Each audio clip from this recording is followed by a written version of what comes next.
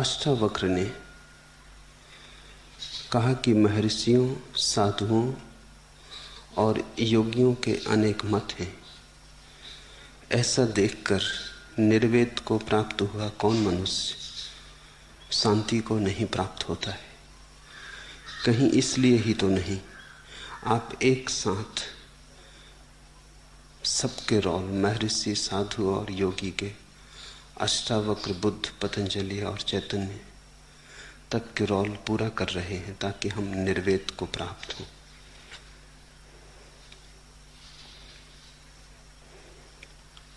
निश्चय ही ऐसा ही है।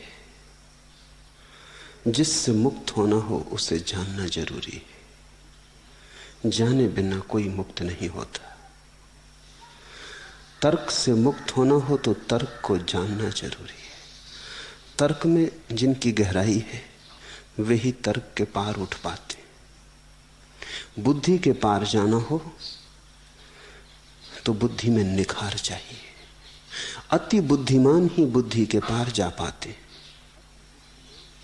बुद्धि के पार जाने के लिए जितनी धार रखी जा सके बुद्धि पर उतना ही सहयोगी है। वैसे तो ये बात उल्टी दिखाई पड़ेगी, क्योंकि जब बुद्धि से मुक्त होना है तो धार क्यों रखनी? मगर बुद्धू बुद्धि से मुक्त नहीं हो पाते। जिन्होंने बुद्धि का खेल जाना ही नहीं वे तो सदा तत्पर होंगे उस जाल में उलझ जाने को। विश्वास बुद्धि से नीचे है, आस्था बुद्धि के पार है। विश्वास कर लेने के लिए किसी बुद्धिमत्ता की जरूरत नहीं, मूढ़ता पर्याप्त है। लेकिन आस्था को जगाने के लिए बड़ी बुद्धिमत्ता की जरूरत है। बुद्धि के सारी सीढ़ियों को, सरणियों को जो पार करता है उसके ही जीवन में आस्था का प्रकाश होता है।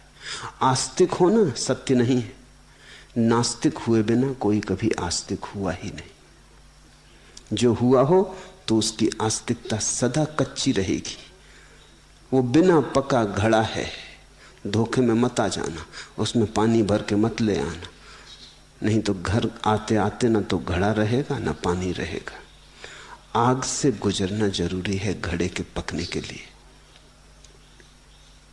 इस जगत में जो परम आस्तिक हुए हैं वे परम नास्तिकता की अग्नि से गुजरे। और ये ठीक भी मालूम पड़ता है, क्योंकि जिसे नहीं कहना ही ना आया उसके हां में कितना बल होगा। उसकी हां तो नपुंसक की हां होगी। उसकी नपुंसकता ही उसका विश्वास बनेगी। उसकी कमजोरी, उसकी दीनता ही उसका विश्वास बनेगी। और आस्था तो व्यक्ति को बना देती है सम्राट। आस्था तो व्यक्ति को बना देती है विराट। आस्था तो देती है विभुता, प्रभुता।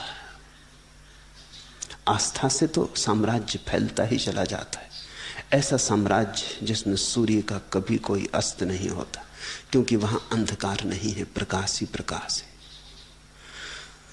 नास्तिकता को मैं कहता हूं आस्तिकता की अनिवार्य सीढ़ी। इंकार करना सीखना ही होता है, तभी हमारे हां कहने में कुछ सार्थकता होती। जो आदमी हर बात में हां कह देता हो उसकी हां का कितना मूल्य है। जो आदमी कभी नहीं भी कहता हो उसी के हां में मूल्य हो सकता है। तो दुनिया में तुम्हें दो तरह के आस्तिक मिलेंगे। एक जो भय के कारण आस्तिक है, उनका नास्तिक मौजूद ही रहेगा भीतर। गहरे में तो नास्तिकता रहेगी, ऊपर ऊपर पतली सी परत रहेगी, झिनी झिनी चादर रहेगी आस्तिकता की। जरा खरोंच तो फट जाएगी और नास्तिक बाहर आ जाएगा। सब ठीक चलता रहे तो आस्तिकता बनी रहेगी। जरा अस्त व्यस्त हो जाए कि सब खो जाएगा। तुम्हारा लड़का जवान हो और मर जाए और ईश्वर पर संदेह आ जाएगा। तुम्हारी दुकान ठीक चलती थी और दिवाला निकल जाए और ईश्वर पे संदेह आ जाएगा। तुमने ईमानदारी से काम किया था और तुम्हें फल न मिले और कोई बेईमान ले जाए, बस संदेह आ जाएगा। संदेह जैसे तैयार ही बैठा है, जैसे संदेह बिल्कुल हाथ के पास में बैठा है, मौका मिले कि आ जाए।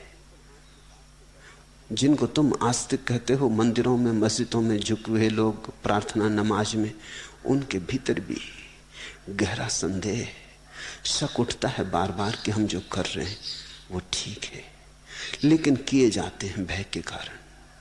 पता नहीं परमात्मा हो ही, पता नहीं स्वर्ग और नरक हो।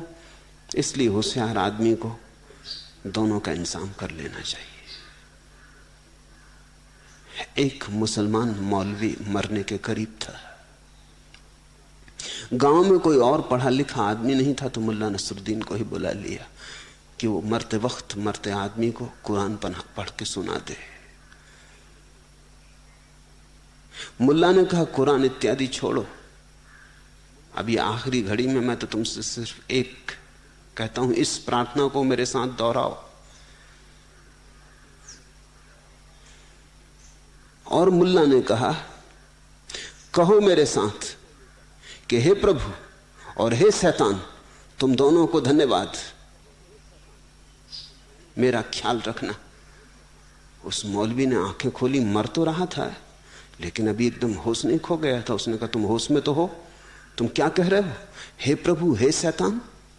मुल्ला ने कहा, इस आखिरी वक्त में खतरा मोल लेना ठीक नहीं, पता नहीं कौन असली में मालिक हो, तुम दोनों को ही याद कर लो। और फिर पता नहीं तुम कहां जाओ, नरक जाओ कि स्वर्ग जाओ। नरक गए तो शैतान नाराज रहेगा कि तुमने ईश्वर को ही याद किया, मुझे याद नहीं किया। स्वर्ग गए तो ठीक, लेकिन पक्का कहां है? और ऐसी घड़ी में कोई भी खतरा मोल लेना ठीक नहीं, जोखिम मोल लेना ठीक नहीं। तुम दोनों को ही खुश कर लो, राजनीति से काम लो थोड़ा। तो जिनको तुम मंदिरों में प्रार्थना करते देखते हो, वो राजनीति से काम ले रहे थोड़ा। इस जगत को भी संभाल रहे हैं, मौत के बाद कुछ होगा तो उसको भी संभाल लें। नहीं हुआ तो कुछ हर्ज नहीं, लेकिन अगर हुआ फिर इस जगत में भी सहारा चाहिए। अकेले बहुत कमजोर है, तो आदमी सहारे की आकांक्षा से ईश्वर को मान लेता। लेकिन ये कोई आस्था नहीं, ये कोई श्रद्धा नहीं। जब तक ईश्वर की धारणा का तुम कोई उपयोग कर रहे हो, तब तक आस्था नहीं। जब ईश्वर की धारणा तुम्हारे आनंद का अहोभाव हो, जब तुम्हारा कोई भी संबंध ईश्वर से कुछ लेने देने का न रह जाए, कुछ मांगने का न रह जाए, भिखमंगेपन का न रह जाए, जब तुम्हारे और ईश्वर के बीच प्रेम की धार बहने लगे जो कुछ भी मांगती नहीं, जब तुम्हारे और ईश्वर के बीच एक संगीत का जन्म हो, तुम्हारी वीणा उसकी वीणा के साथ कपने लगे, तुम्हारा कंठ उसके कंठ के साथ बंध जाए, तुम्हारे प्राण उसके छंद में नाचने लगे, और इसके पार कुछ न पाना है न खोना है, तब आस्था। लेकिन ऐसी आस्था तो उन्हीं को मिलती जो सब तरह की नास्तिकता को काट के, सब तरह की नास्तिकता से गुजर के निकले। नहीं कहना सीखना ही होता है तो ही हां कहा जा सकता है। इसलिए मैं तुमसे सारी परंपराओं की बात करता, क्योंकि मैं चाहता हूं कि तुम परंपराओं के पार हो जाओ। इससे मैं तुमसे सारे धर्मों की बात करता, क्योंकि मैं तुम्हें उस परम धर्म की तरफ इशारा करता हूं जो सब धर्मों के पार है। इसलिए कभी मोहम्मद की, कभी महावीर की, कभी पतंजलि की, कभी मीरा की तुमसे बात करता कि तुम्हें यह स्मरण रहे कि सत्य तो एक है, मत बहुत है, अनेक है। इसलिए मतों में सत्य नहीं हो सकता। तुम मत से मुक्त हो सको, पहले तो नास्तिकता को ठीक से जान लेना जरूरी है। नास्तिकता से मुक्त होते से फिर आस्तिकता के जो बहुत से सिद्धांत हैं उनको जान लेना जरूरी है, ताकि उनसे भी तुम मुक्त हो जाओ। तुम ही रह जाओ तुम्हारी परिशुद्धि में, चैतन्य मात्र, चिन्ह मात्र, न कोई आस्था, न कोई मत, न कोई हां, न कोई ना, जहां कोई विकार न रह जाए, दर्पण कोरा हो, बस वहीं तुम अपने घर आ गए। निर्वेद का वही अर्थ है। निर्वेद शब्द में बड़ी बातें छिपी हैं। इसका एक अर्थ होता है निर्भाव, इसका एक अर्थ होता है निर्विचार। ज्ञान के मूल शास्त्र को हम वेद कहते हैं। निर्वेद का अर्थ है समस्त वेदों से मुक्त हो जाना, समस्त ज्ञान से मुक्त हो जाना, ज्ञान मात्र से मुक्त हो जाना, मत, सिद्धांत, धारणाएं, विश्वास, सबसे मुक्त हो जाना, वेद से मुक्त हो जाना। फिर वेद तुम्हारा हो सकता है कुरान हो, मुसलमान का वेद कुरान है, बौद्ध का वेद धम्मपद है, ईसाई का वेद बाइबल है, इससे कुछ फर्क नहीं पड़ता। जहां जहां तुमने सोचा है ज्ञान है, जिन जिन शब्दों में, सिद्धांतों में तुमने सोचा है ज्ञान है, उन सब से मुक्त हो जाना। निर्वेद की दशा का अर्थ होगा निर्विचार की दशा, निर्भाव की दशा। तुम्हारे भीतर कोई शास्त्र नहीं, कोई शब्द नहीं, कोई सिद्धांत नहीं, तुम शून्यवत। तुम फिर हिंदू नहीं, मुसलमान नहीं, ईसाई नहीं, जैन नहीं, बौद्ध नहीं, क्योंकि वो सब नाम तो वेदों से मिलते हैं। किसी ने एक वेद को माना है तो वो हिंदू है, किसी ने दूसरे वेद को माना है तो वो जैन है। किसी ने कहा हमें तो महावीर में ही वेद का अनुभव होता है तो वो जैन है, और किसी ने कहा हमें बुद्ध में वेद का अनुभव होता है तो वो बौद्ध है। लेकिन अष्टावक्र कह रहे हैं परम ज्ञान की अवस्था है जब तुम्हें सिर्फ अपने में ही वेद का अनुभव हो, बाहर के सब वेदों से मुक्ति। निर्वेद, निर्वेद का अर्थ होगा बड़ा कुंवारापन, जैसे ज्ञान है ही नहीं। इसको अज्ञान भी नहीं कह सकते क्योंकि बोध परिपूर्ण है, होश पूरा है, इसको अज्ञान नहीं कह सकते। ये बड़ा ज्ञानपूर्ण अज्ञान है। ईसाई फकीरों ने, विशेषकर तरतुलियन ने, दो विभाजन किए। उसने दो विभाजन किए मनुष्य के जानने के। एक को वो कहता है इग्नोरेंट नॉलेज, अज्ञानी ज्ञान, और एक को वो कहता है नोइंग इग्नोरेंस, जानता हुआ अज्ञान। बड़ा अद्भुत विभाजन किया है तरतुलियन ने। एक तो ऐसा ज्ञान है कि तुम जानते कुछ भी नहीं, खाक भी नहीं, और फिर भी लगता है खूब जानते हो, शास्त्र कंठस्थ है, तोते बन गए हो, मस्तिष्क में सब भरा है, दोहरा सकते हो, ठीक से दोहरा सकते हो, स्मृति तुम्हारी प्रखर है, याददाश्त सुंदर है, तुम दोहरा सकते हो, भाषा का तुम्हें पता है, व्याकरण का तुम्हें पता है, तुम शब्दों का ठीक ठीक अर्थ जुटा सकते हो, और फिर भी तुम कुछ नहीं जानते, क्योंकि जो भी तुमने जाना है उसमें तुम्हारा जानना कुछ भी नहीं, सब उधार है, सब बासा है, मांगा तूंगा है, अपना नहीं है, निज का नहीं है। और जो निज का नहीं है वो कैसा ज्ञान? तो एक तो ज्ञान है जिसके पीछे अज्ञान छिपा रहता है, जिसको हम पंडित कहते हैं, वो ऐसा ही ज्ञानी। पंडित यानी पोपट, पंडित यानी तोता, पंडित यानी दोहराता है, जानता नहीं, कह देता है, लेकिन क्या कह रहा है उसे कुछ भी पता नहीं। यंत्र जैसा है, यांत्रिक है, इग्नोरेंट नॉलेज। और फिर तरतुलियन कहता है एक दूसरा आयाम है, नोइंग इग्नोरेंस, जानता हुआ अज्ञान।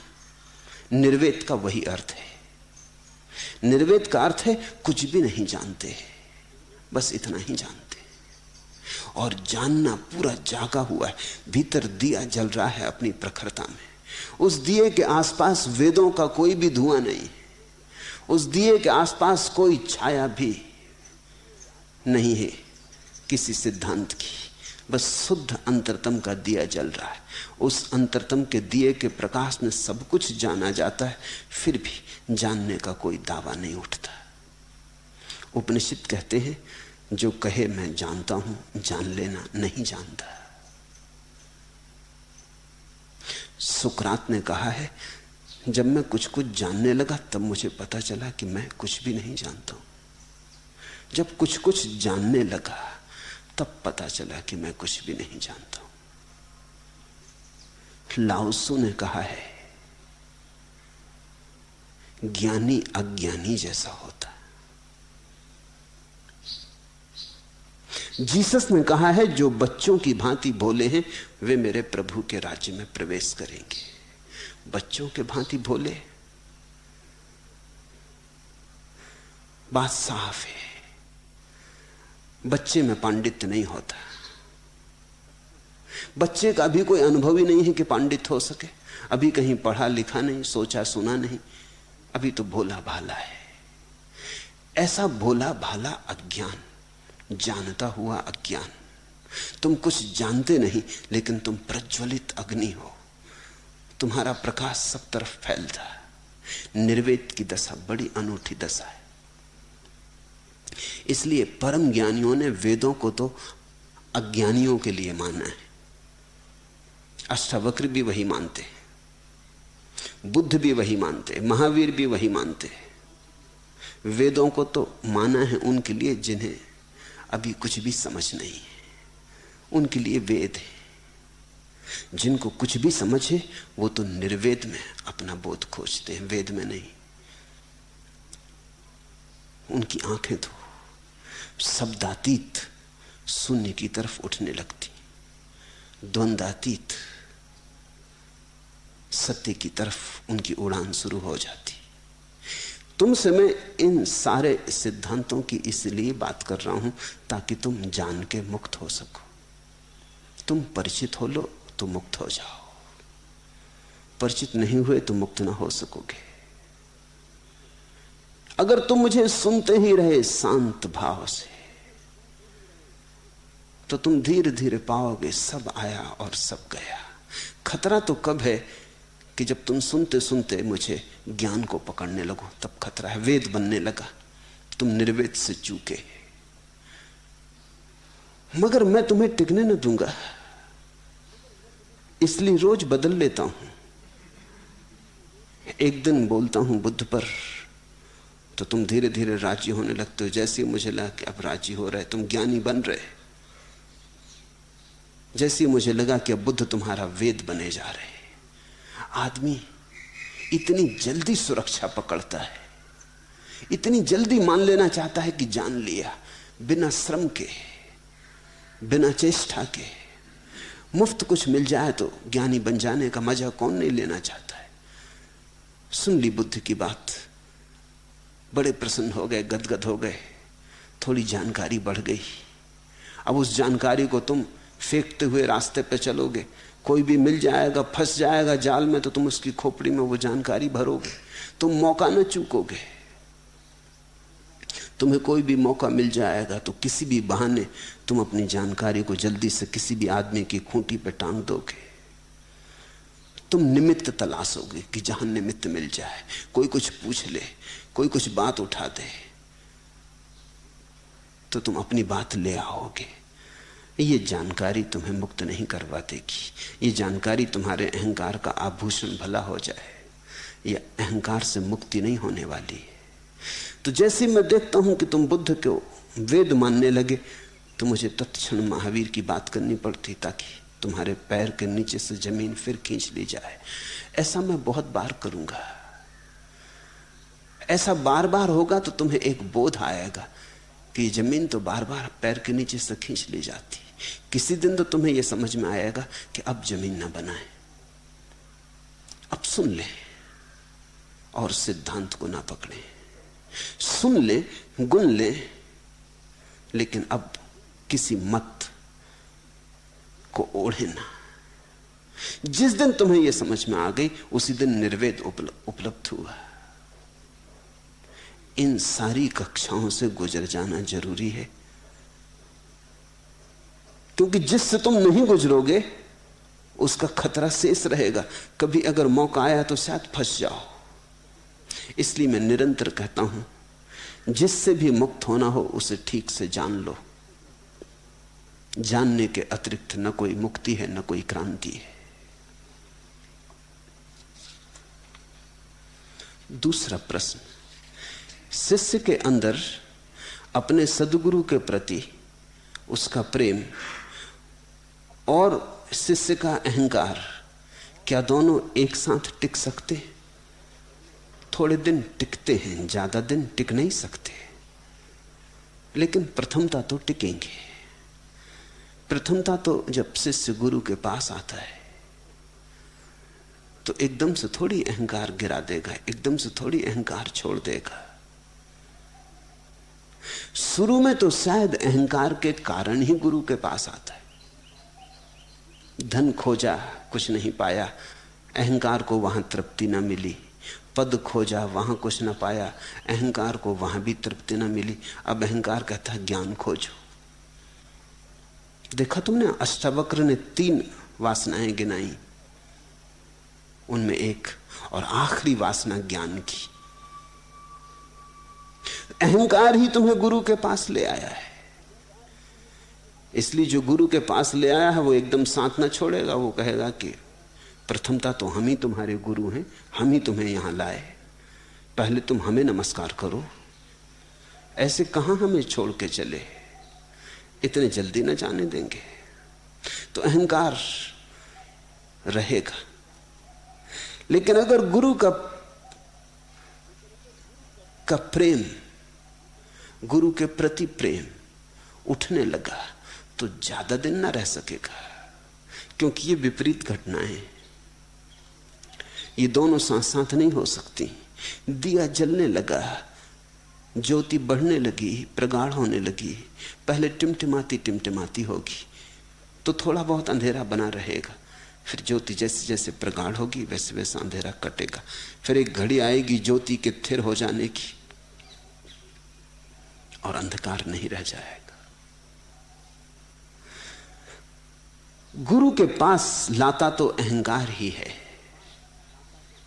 इसलिए एकदम से छोड़ा नहीं जा सकता। इस तरह के अहंकार को ही तो लोग सात्विक अहंकार कहते हैं, धार्मिक अहंकार कहते हैं, पवित्र अहंकार। तो अहंकार भी, जैसे तुमने कहावत सुनी होगी कि कोई बिल्ली हज को जाती थी तो उसने सबको निमंत्रण दिया, चूहे इत्यादियों को, कि अब तो तुम मुझसे आके मिल लो, अब मैं हज को जा रही हूं, पता लौटूं न लौटूं। पुराने जमाने की बात होगी, अब तो लोग लौट आते। पहले तो कोई तीर्थ यात्रा को जाता था तो आखिरी नमस्कार करके जाता था, लौटना हो या ना हो।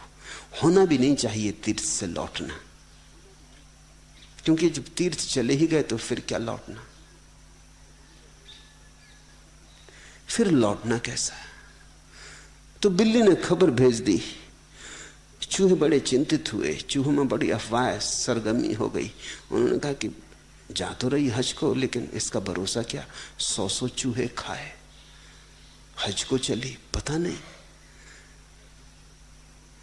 इतने चूहे खा गई है। आज अचानक धर्म भाव पैदा हुआ है, अहंकार ने बहुत चूहे खाए, इसलिए एकदम भरोसा तो तुम्हें भी नहीं आएगा कि अहंकार और सदगुरु के पास ला सकता है। लेकिन बिल्लियां भी हज की यात्रा को जाती। आखिर आदमी थक जाता है, हर चीज से थक जाता है, और अहंकार की खूबी एक है कि वो किसी चीज से भरता नहीं, इसलिए थकोगे नहीं तो करोगे क्या। कितना ही धन इकट्ठा करो जन्मों जन्मों तक, अहंकार भरता ही नहीं। अहंकार तो ऐसी बाल्टी है जिसमें पैंदी है ही नहीं, तुम उसमें डालते जाओ, सब खोता चला जाता है। मुल्ला नसरुद्दीन के पास एक युवक आया और उसने कहा कि किसी ने मुझसे कहा है कि तुम्हें ज्ञान की कुंजी मिल गई है, तो मुझे स्वीकार करो गुरुदेव, मैं आपके चरणों में रहूंगा। मुल्ला ने कहा कुंजी तो मिल गई है, लेकिन सीखने के लिए बड़ा धैर्य चाहिए। तो मेरी एक ही शर्त है कि धैर्य रखना पड़ेगा, और धैर्य की अगर परीक्षा में तुम उतरे तो ही मैं तुम्हें स्वीकार करूंगा। उसने कहा मैं तैयार हूं, परीक्षा मेरी ले लें। मुल्ला ने कहा अभी तो मैं कुएं पे जा रहा हूं पानी भरने, तुम मेरे साथ आ जाओ, वहीं परीक्षा भी हो जाएगी। जब मुल्ला ने उठाई बाल्टी तो उस युवक ने देखा उसमें पैंदी नहीं।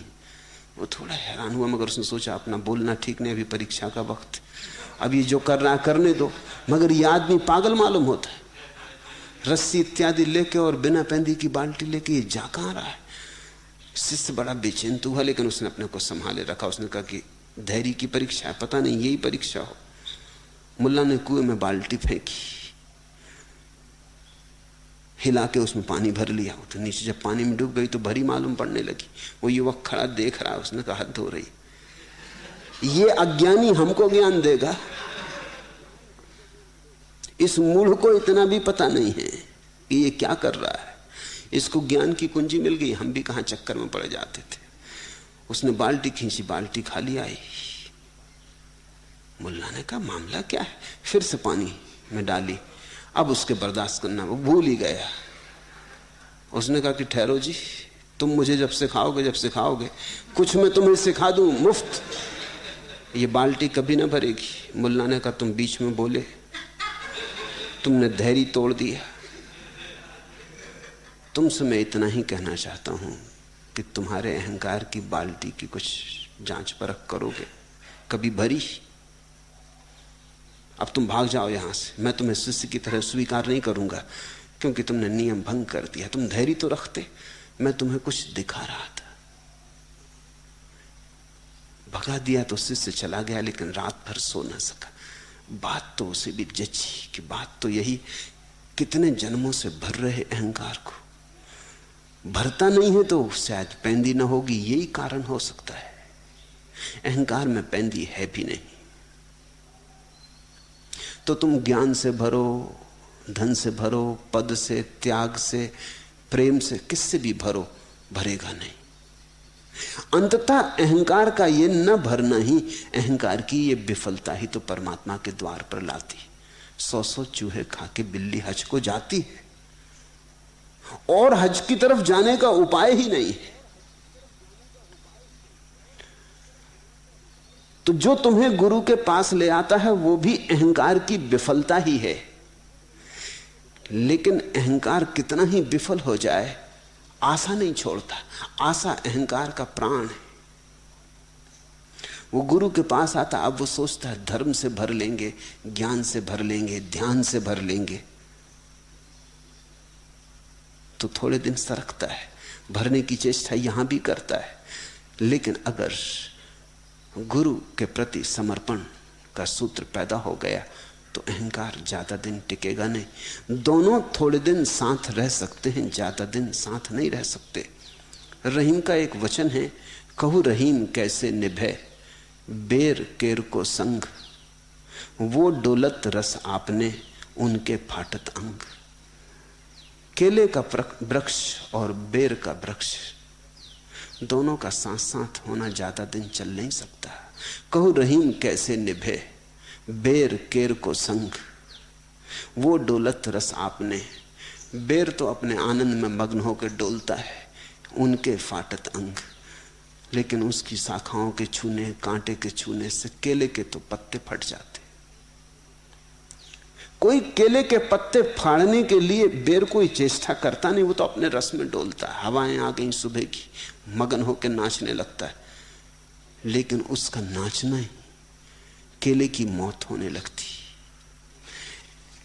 अगर तुम्हारे भीतर अहंकार भी है जो कि स्वाभाविक, और तुम्हारे प्रति सद्गुरु के प्रति प्रेम भी है जो कि बड़ा अस्वाभाविक, जो कि बड़ी महत्वपूर्ण घटना है, बड़ी अद्वितीय घटना है, अपूर्व घटना है। क्योंकि अपने प्रति प्रेम का नाम तो अहंकार है, किसी और के प्रति प्रेम का नाम निरअहंकार है। और सद्गुरु के प्रति प्रेम का तो अर्थ है कि जहां से तुम्हारे अहंकार को तृप्त करने का कोई भी मौका ना मिलेगा। अगर तुम सद्गुरु के समर्पण में, सद्गुरु के सत्संग में नाचने लगे, मदमस्त होने लगे, तो ज्यादा दिन ये अहंकार टिकेगा नहीं। ये तो केर बेर का संग हो जाएगा, इसके तो पत्ते अपने से फट जाएंगे, ये तो अपने से नष्ट हो जाएगा। तुम इस पर विचार भी मत दो, इसका ध्यान भी मत करो, इसकी चिंता भी न लो। तुम तो डूबो सत्संग में, समर्पण में, ये धीरे धीरे अपने से विदा हो जाएगा। इसे विदा करने की चेष्टा भी मत करना, क्योंकि इस पे ध्यान देना ही खतरनाक है। इसकी उपेक्षा ही इससे मुक्ति का उपाय है। रहने दो, जब तक है ठीक है, तुम इसकी फिक्र मत करो। तुम तो अपनी सारी ऊर्जा समर्पण में डालो। जैसे कोई आदमी सीढ़ी चढ़ता है तो तुमने देखा, एक पैर पुरानी सीढ़ी पे होता है, एक पैर नई सीढ़ी पे रखता है। फिर जब नई सीढ़ी पे पैर जम जाता है तो पिछले पैर को उठा लेता है, फिर नए पैर को आगे की सीढ़ी पे रखता है।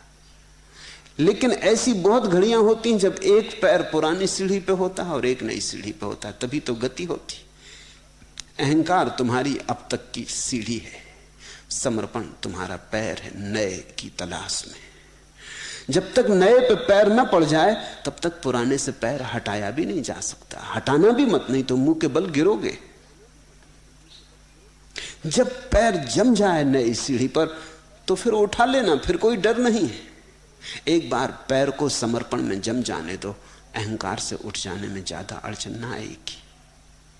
लेकिन जल्दी की भी कोई जरूरत नहीं।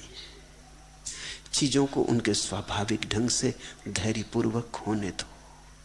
इससे चिंता मत लेना कि मुझ में अहंकार है तो कैसे समर्पण होगा। कमरे में अंधेरा होता है तो तुम ये पूछते हो, कमरे में इतना अंधेरा है और दिन दो दिन का नहीं, जन्मों जन्मों का है, न मालूम कब से है।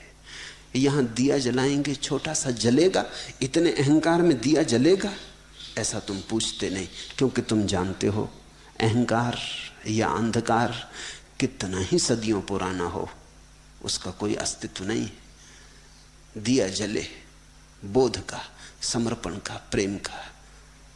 तो जैसे अंधकार दिए के जलने पर विसर्जित हो जाता है, नानुच भी नहीं करता, ये भी नहीं कहता खड़े होके कि ये क्या अन्याय हो रहा है, मैं इस कमरे में हजारों साल से था और आज तुम अचानक आ गए मेहमान की तरह और मुझे निकलना पड़ रहा है। मैं मेजबान हूं, तुम मेहमान हो, दिया अभी जला है, मैं कब से यहां मौजूद हूं। नहीं, अंधकार शिकायत भी नहीं करता, कर ही नहीं सकता। अंधकार का कोई बल थोड़ी है, वो तो था ही इसलिए कि दिया नहीं था। अब दिया आ गया, अंधकार गया। तो अगर तुम्हारे भीतर समर्पण का भाव पैदा हो गया है तो घबराओ मत। अहंकार कितना ही प्राचीन हो, इस समर्पण की नई सी फूटती कौपल के सामने भी टिक ना सकेगा। ये छोटी सी जो ज्योति तुम्हारे भीतर समर्पण की पैदा हुई है, ये पर्याप्त है। ये सदियों पुराने, जन्मों पुराने अहंकार को जला के राख कर देगी। इसका बल बड़ा है, इसका बल तुम्हें पता नहीं है, इसलिए चिंता उठती। और इस चिंता में तुम कहीं भूल मत कर बैठना, तुम इस चिंता में कहीं अहंकार के संबंध में बहुत विचार मत करने लगना कि कैसे इसे छोड़ें, कैसे इसे हटाएं। इस चिंता में वो जो ऊर्जा दिए को जलाने में लगनी चाहिए थी, वो खंडित हो जाएगी। तुम तो समग्र भाव से सब चिंताएं छोड़कर समर्पण में अपनी ऊर्जा को उंडेले चले जाओ। वही तो ऊर्जा है, जब सारी की सारी समर्पण में समाविष्ट हो जाएगी तो अहंकार के लिए कुछ भी ना बचेगा। अहंकार अपने से चला जाता है।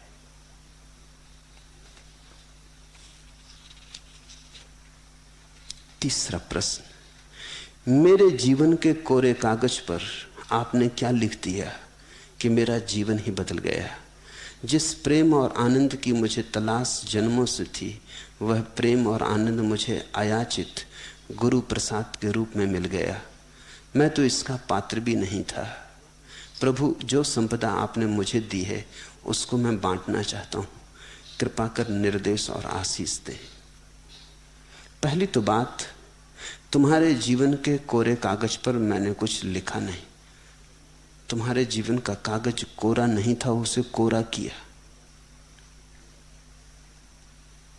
इस भ्रांति को पालना मत, अन्यथा ज्ञान की जगह जानकारी में जकड़ जाओगे। मैंने तुम्हारे जीवन के कागज पर कुछ लिखा नहीं, तुमने लिख लिया हो तो मेरी कोई जिम्मेवारी नहीं। मेरी तो सारी चेष्टा तुम्हारे जीवन के कागज पर जो जो तुमने लिख रखा है उसको पोंछ डालने की है। मैं तुम्हारी सारी जानकारी छीन लेना चाहता हूं। मैं तुम्हें निपट निर्वेद की दशा में छोड़ देना चाहता हूं। निर्वेद ही निर्वाण है, और वही हुआ भी है। लेकिन तुम्हारी पुरानी आदत देखने और सोचने की गलत व्याख्या किए चली जाती है। वही हुआ भी है। तुम कहते हो मेरे जीवन के कोरे कागज पर आपने क्या लिख दिया कि मेरा जीवन ही बदल गया। मैंने कुछ भी नहीं लिखा है, क्योंकि लिखने से कभी किसी का जीवन बदला नहीं। लिखने से तो जो लिखा था उसमें ही और थोड़ा जुड़ जाता है। सब लिखा हुआ फुटनोट सिद्ध होता है। तुम्हारी किताब बहुत पुरानी, तुम बड़ा शास्त्र लिए बैठे हो, बड़ी बही खाता है। इसमें मैं कुछ लिखूंगा तो वो भी एक फुटनोट बनेगा, इससे ज्यादा कुछ होने वाला नहीं। तुम्हारा लिखा हुआ तो तुम्हारा पूरा अतीत है, इसमें मैं लिखूंगा भी तो वो खो जाएगा। नहीं, लिखने का मैं प्रयास भी नहीं कर रहा हूं। शिक्षक और गुरु में यही फर्क है। शिक्षक लिखता है, गुरु मिटाता है। शिक्षक सिखाता है, गुरु जो तुम सीख चुके हो उससे तुम्हें मुक्त करता है। शिक्षक ज्ञान देता है, गुरु ज्ञान के ऊपर उठने की कला देता है। शिक्षक गुरु नहीं है, गुरु शिक्षक नहीं है। इन शब्दों का बड़ा भिन्न आयाम है।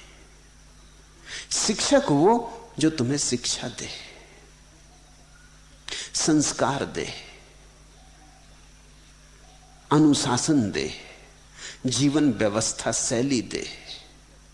शिष्य वो जो तुम्हें कुछ दे,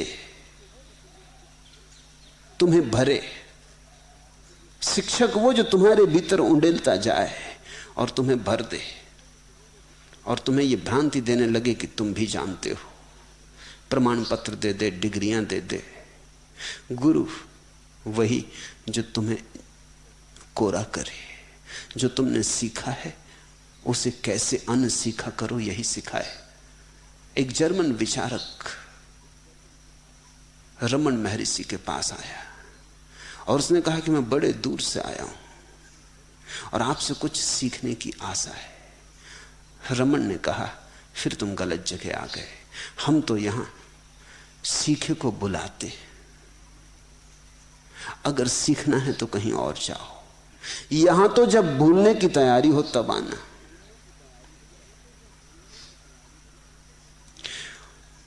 लेकिन वही हुआ है जो मैं कह रहा हूं, क्योंकि अगर वह नहीं हुआ होता तो वो जो तुम्हें जीवन की बदलाहट मालूम हो रही, वो बदलाहट नहीं हो सकती थी।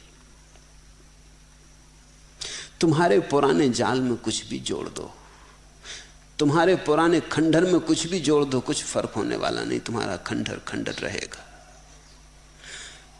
तुम्हारी प्राचीनता बड़ी है, उसमें कुछ भी नया जोड़ा जाए वो खो जाएगा। वो तो ऐसा है जैसे सागर में कोई एक चम्मच शक्कर डाल दे और आशा करे कि सागर मीठा हो जाएगा।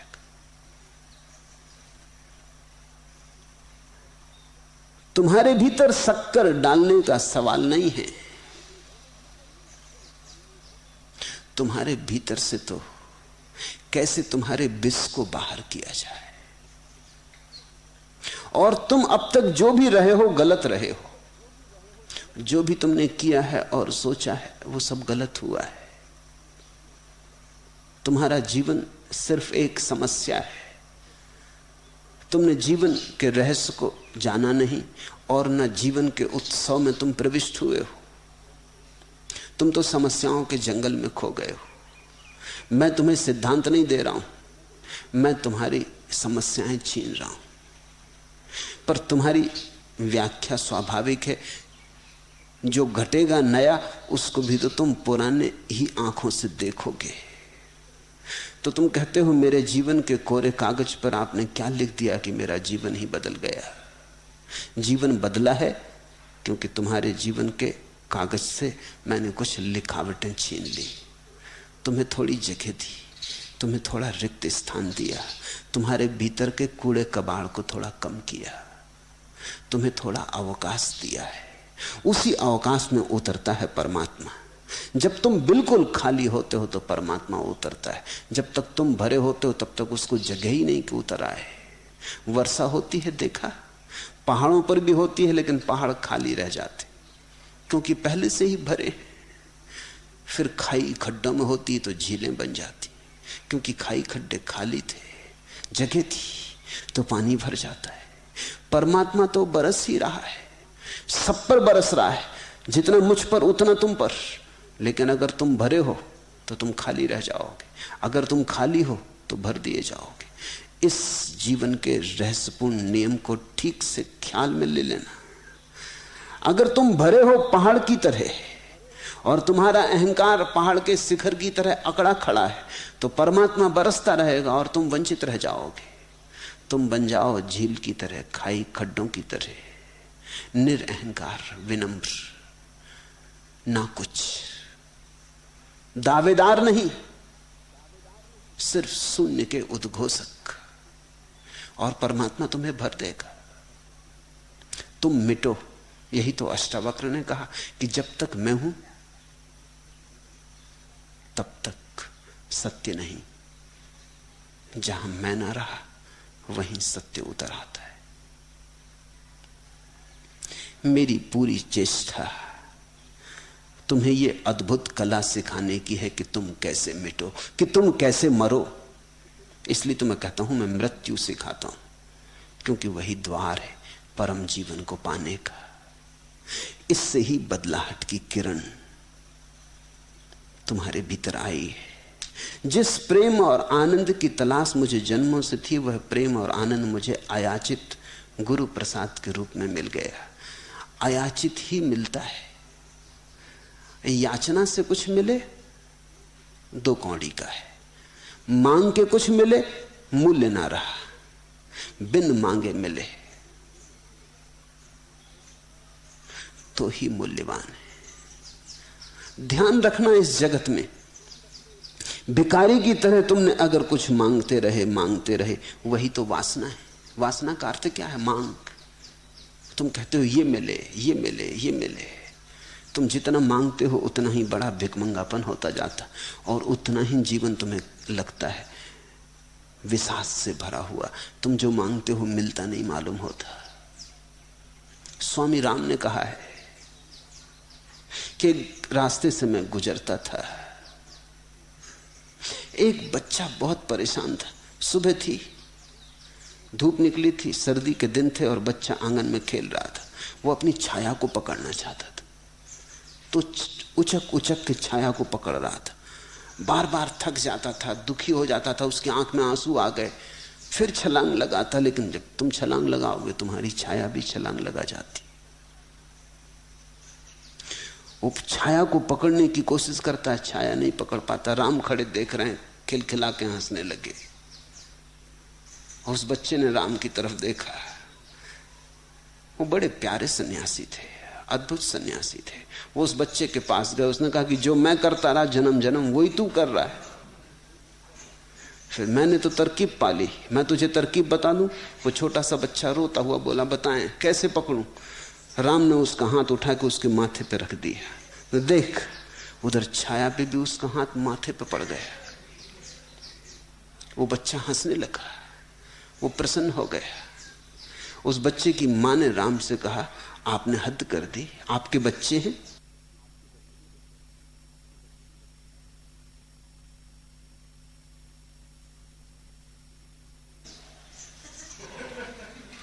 राम ने कहा, मेरे बच्चे तो नहीं, लेकिन जन्मों जन्मों का यही अनुभव मेरा भी है।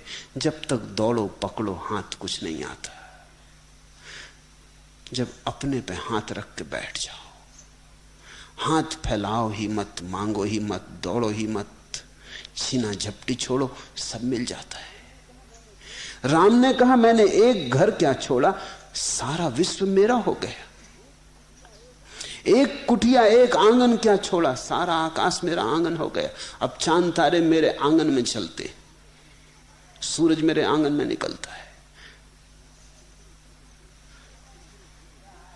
तुम्हारे जीवन में जो भी महत्वपूर्ण घटेगा अयाचित घटेगा, और नहीं घट रहा है क्योंकि तुम याचना से भरे हो। तुम्हारी याचना ही अवरोध बन रही है। मांगो मत, अगर चाहते हो तो मांगो मत, अगर चाहते हो तो चाहो मत। होगा, अपने से हो जाता है। ये तुम ही थोड़ी परमात्मा को तलाश रहे हो, परमात्मा तुम्हें भी तलाश रहा है। अगर तुम ही तलाश रहे होते तो खोजना मुश्किल था, अगर वो छिप रहा होता तो खोजना मुश्किल था। कैसे तुम तलाशते? कुछ पता ठिकाना भी तो नहीं उसका, वो भी तुम्हें तलाश रहा है। उसके भी अदृश्य हाथ तुम्हारे आसपास आते हैं, मगर तुम्हें मौजूद ही नहीं पाते। तुम कुछ और ही खोज में निकल गए हो।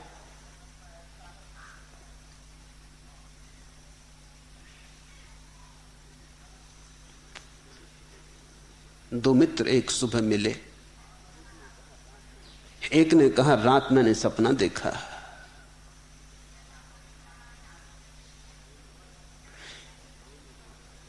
कि गांव में जो प्रदर्शनी नुमाइश लगी है, मैं उसे देखने गया हूं, बड़ा मजा आया। सपने में नुमाइश गया हूं देखने, बड़ा मजा आया।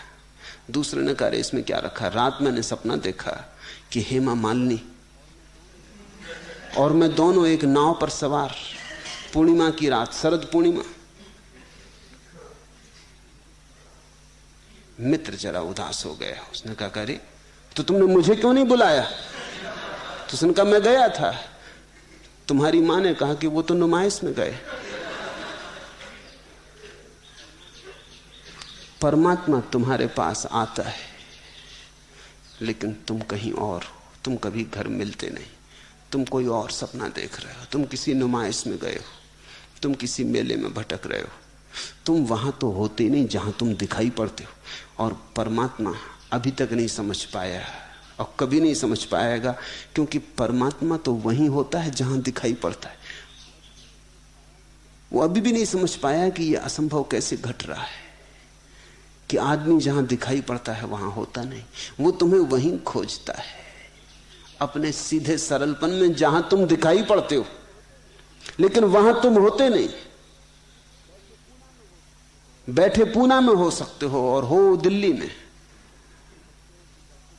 हो सकते हो कि बैठे दफ्तर के बाहर एक छोटे से मूढ़े पर चपरासी और सोच रहे हो कि राष्ट्रपति हो गए हो। तो जो तुम सोच रहे हो वहीं तुम्हारा होना है। यहां तो देह बैठी है मुर्दे की भांति, लेकिन परमात्मा यहीं खोजेगा।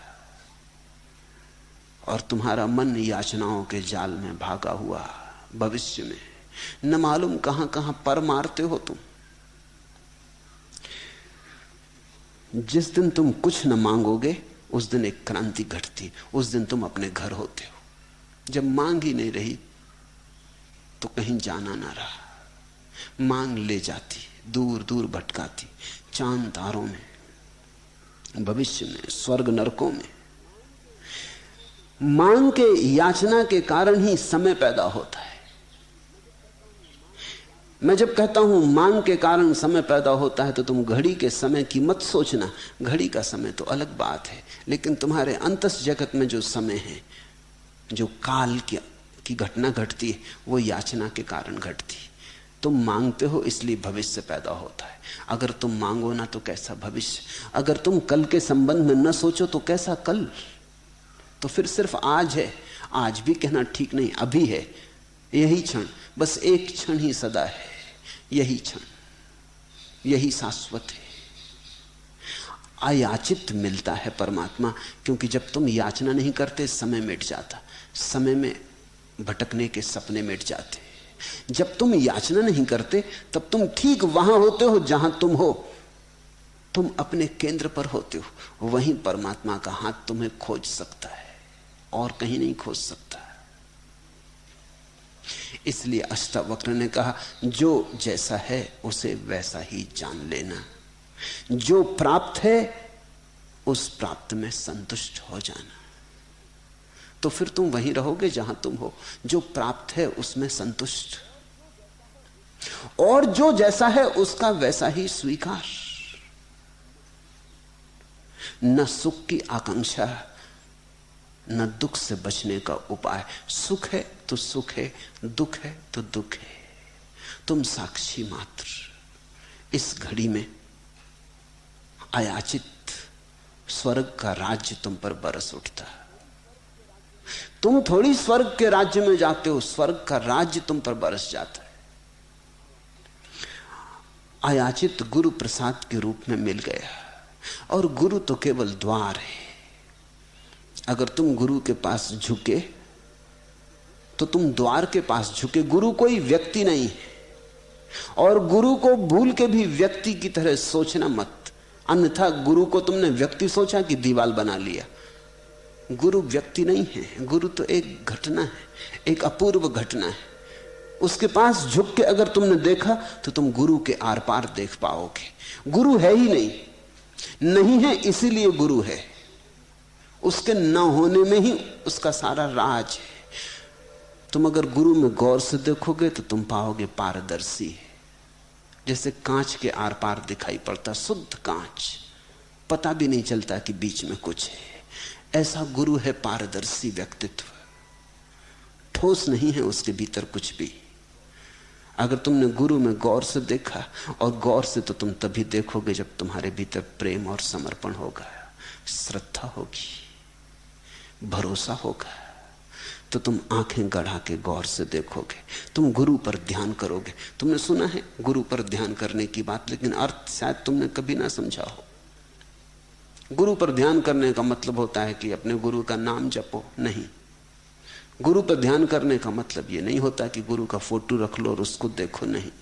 गुरु पर ध्यान करने का अर्थ होता है गुरु को देखो, और देखो उसके न होने को कि वो है नहीं। देखो उसके भीतर जो शून्य घना होकर उपस्थित हुआ है, जो अनुपस्थिति उपस्थित हुई है उसे देखो, और उस देखने में से अचानक तुम्हें परमात्मा की झलक मिलनी शुरू हो जाएगी। गुरु द्वार है। जीसस ने कहा मैं हूं द्वार, मैं हूं मार्ग।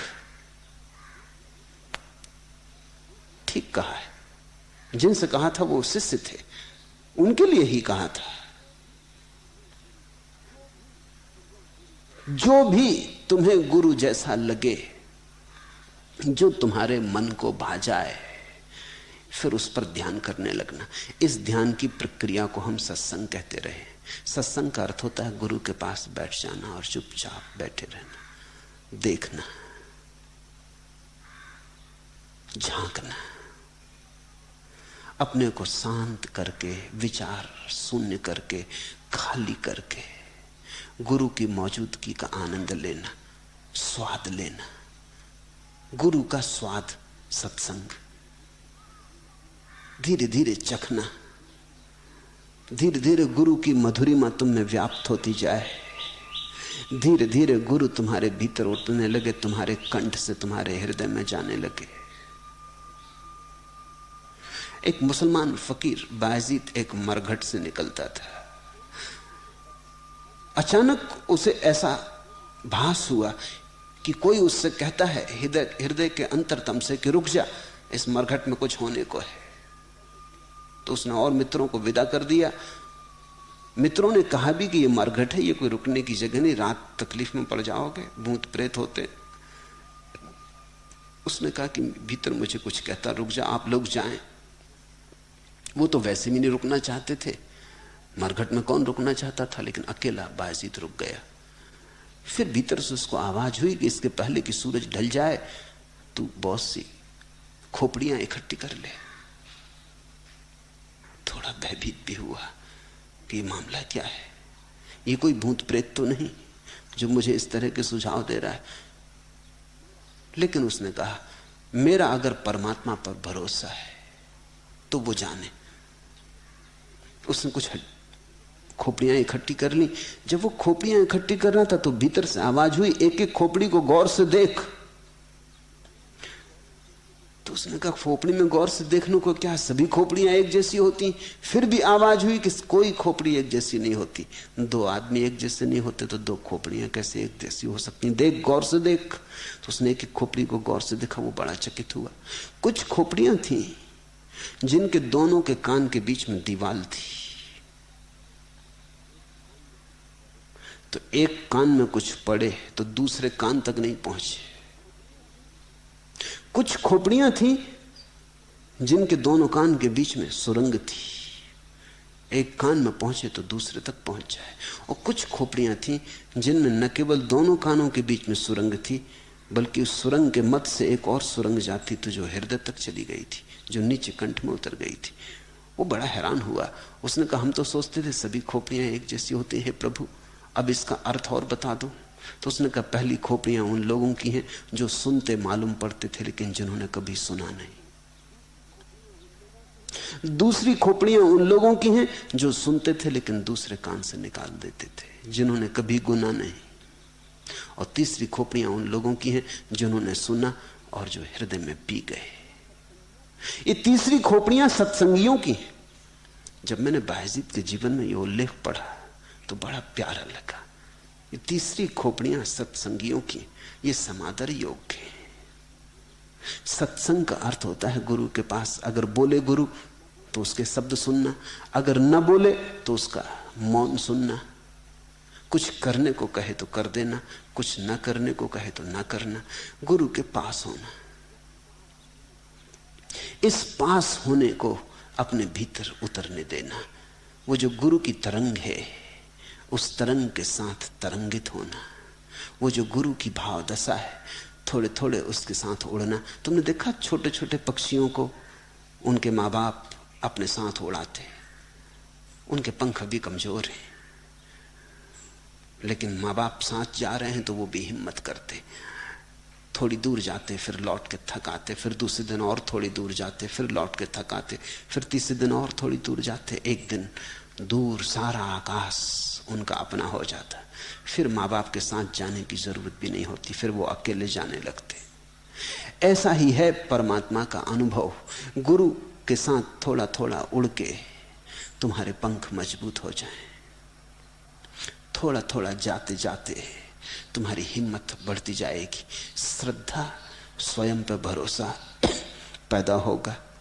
एक दिन गुरु की कोई जरूरत न रह जाएगी, तुम्हारे भीतर का गुरु जग गया। बाहर का गुरु तो भीतर के गुरु को जगाने का एक उपाय मात्र है। जन्मों जन्मों से जिसकी मुझे खोज थी वो प्रेम और आनंद मुझे अयाचित गुरु प्रसाद के रूप में मिल गया। अगर तुम याचना शून्य हो तो मिलेगा, अगर तुम गुरु के पास हो तो प्रसाद बरसेगा। पास होने से ही बरसता है, कुछ करने की बहुत बात नहीं है। कोई पहुंच गया है, उसकी मौजूदगी में तुम्हारा जीवन भी उस धारा में बहने लगता है। कोई पहुंच गया है, उसके साथ साथ तुम भी उठने लगते आकाश की तरफ, गुरुत्वाकर्षण का वजन तुम पे कम होने लगता है। कोई उड़ चुका, किसी ने जान लिया कि उड़ने की घटना होती है, घटती है, किसी का सारा आकाश अपना हो गया। उसकी मौजूदगी में तुम भी अपने पंख धीरे धीरे फड़फड़ाने लगते हो। बस इतना ही। मैं तो इसका पात्र भी नहीं था। जब भी यह घटना घटेगी तो निश्चित यह भी अनुभव में आएगा कि मैं इसका पात्र नहीं था, क्योंकि परमात्मा इतनी बड़ी घटना है कि कोई भी उसका पात्र नहीं हो सकता। जो कहे कि मैं पात्र था उसे तो परमात्मा घटता ही नहीं। अपात्र को घटता नहीं, क्योंकि अपात्र तैयार नहीं। सुपात्र को घटता है, लेकिन तभी जब सुपात्र कहता है मैं बिल्कुल अपात्र हूं। ये विरोधाभास देखते हो। अपात्र को घटता नहीं क्योंकि उसका पात्र तैयार नहीं, फूटा है, जगह जगह से टूटा है। अगर ठीक भी है तो उल्टा रखा है, बरसते रहो लाख उस पे, सब बह जाएगा, उसमें ना भरेगा।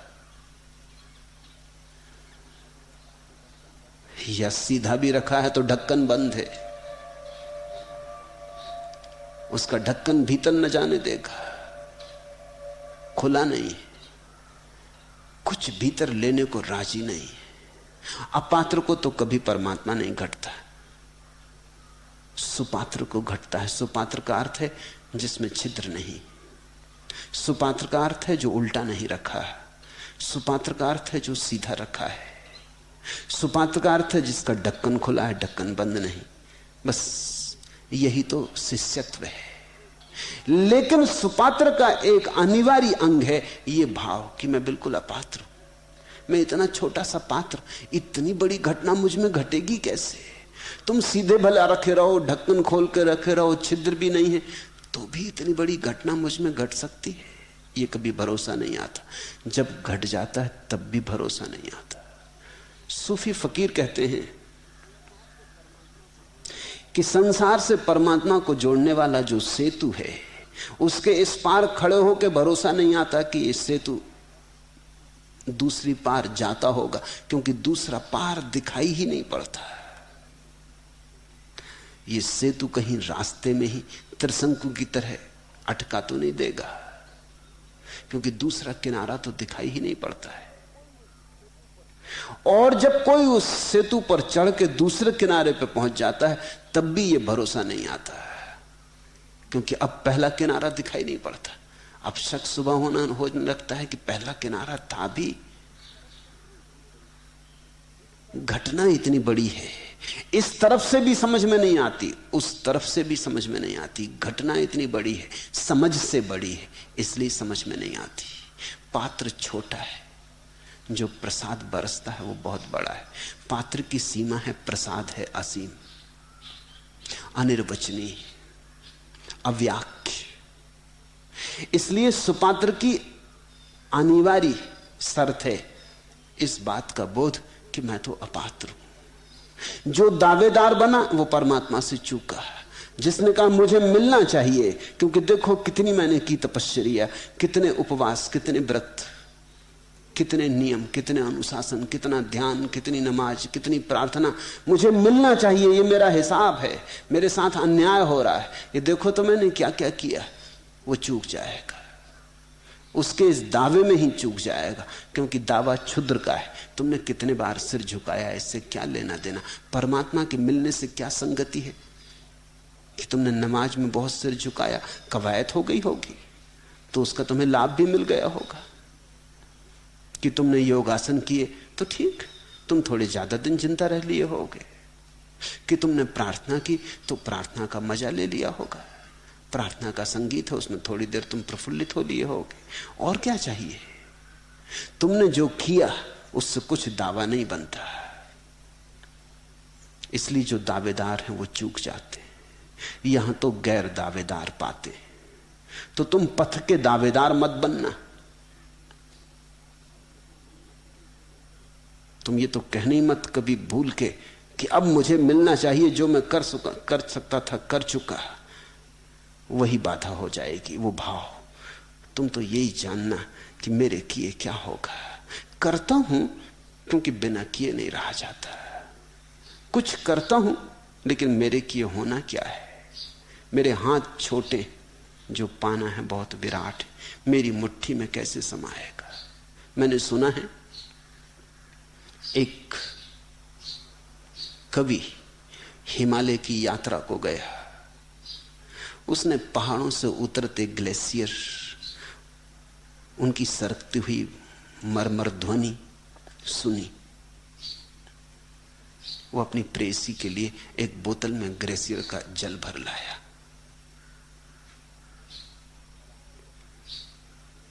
घर आके जब बोतल से जल उंडेला तो घुप घुप इसके सिवा कुछ आवाज ना हुई। उसने कहा ये मामला क्या है? क्योंकि जब मैंने ग्लेशियर में देखा था उतरता पहाड़ से जलधार, बहती जलधार में बर्फ की चट्टानें, तो ऐसा मधुर रव था। वो कहां गया?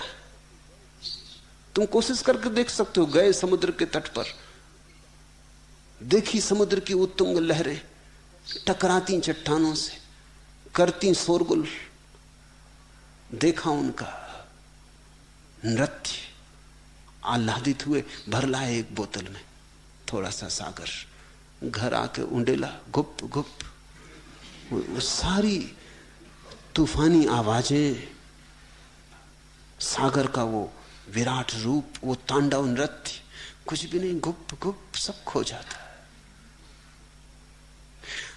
हमारी बोतलें बड़ी छोटी,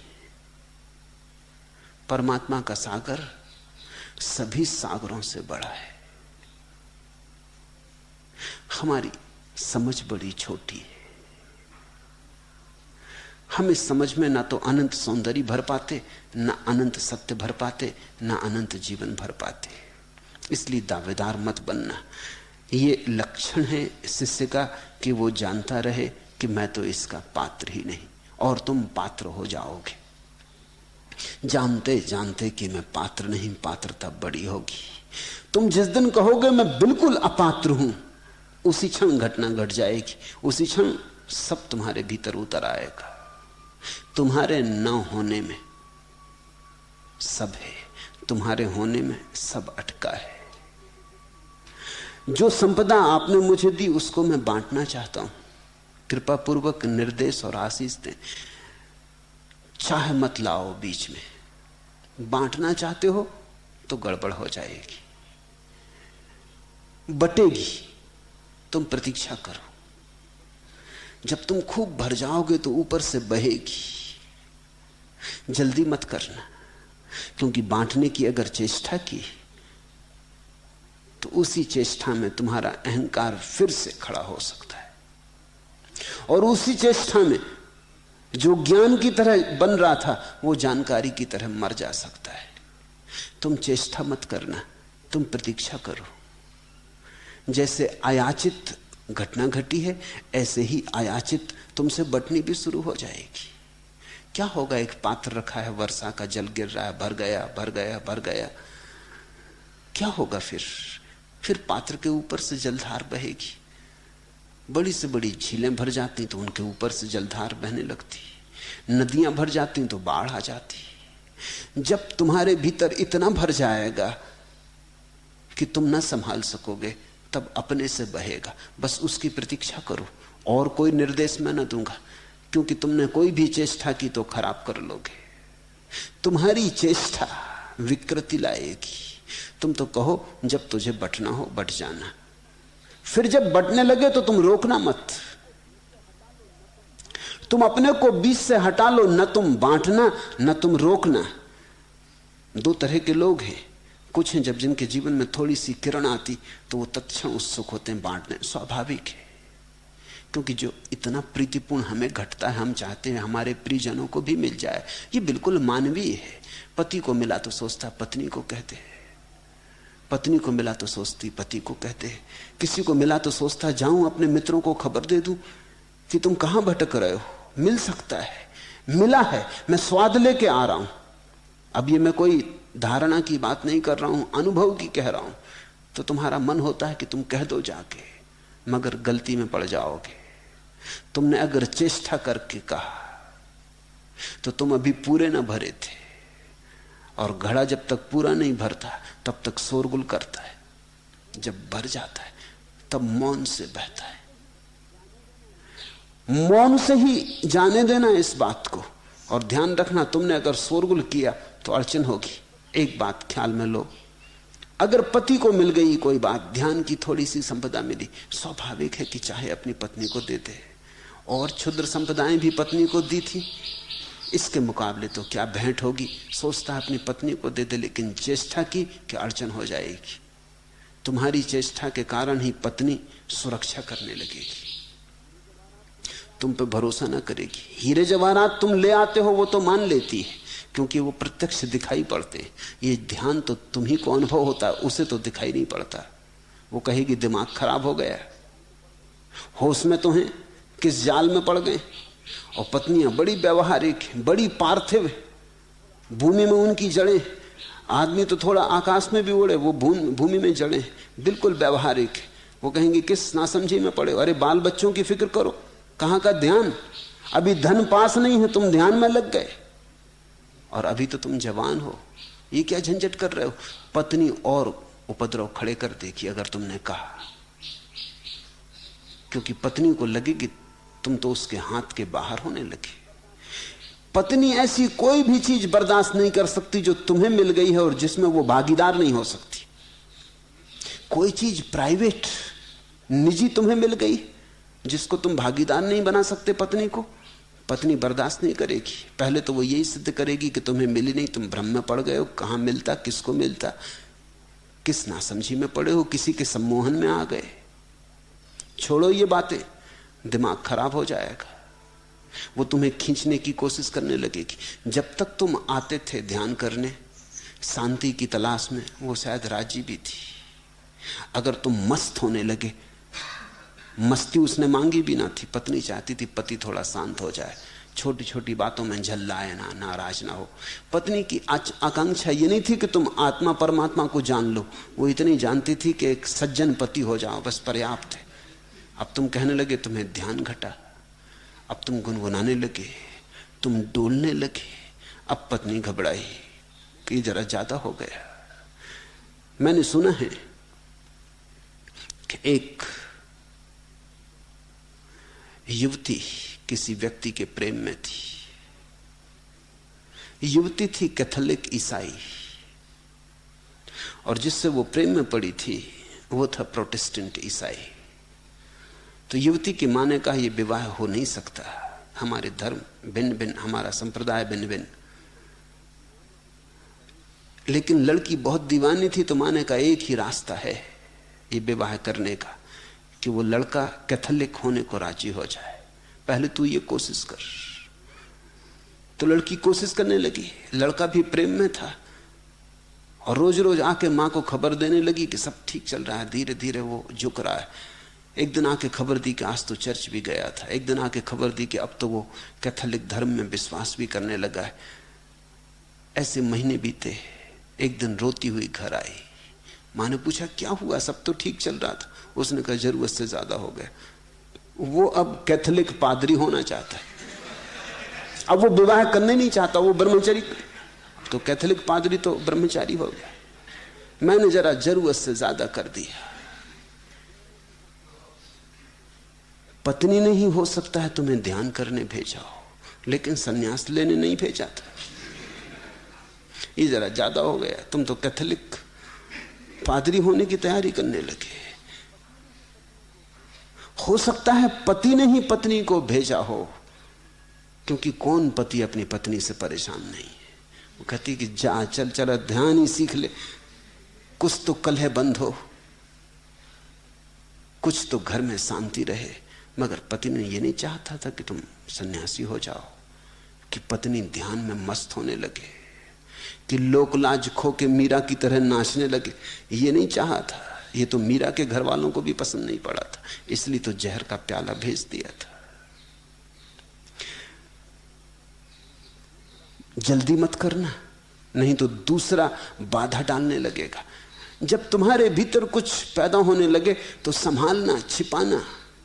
कबीर ने कहा है हीरा पायो गांठ गठियायो।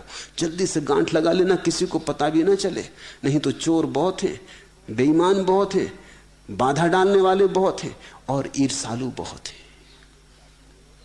और ऐसा तो कोई भी मानने को राजी नहीं होगा कि तुमको ध्यान हो गया, क्योंकि इससे तो लोगों के अहंकार को चोट लगती। जब भी तुम कहोगे मुझे ध्यान हो गया, कोई नहीं मानने वाला है, क्योंकि उनको नहीं हुआ, तुम्हें कैसे हो सकता? उनसे पहले तुम्हें हो सकता है। कोई ये बात मानने को राजी नहीं। इसलिए जब भी तुम भीतर की संपदा की घोषणा करोगे, सब इंकार करेंगे।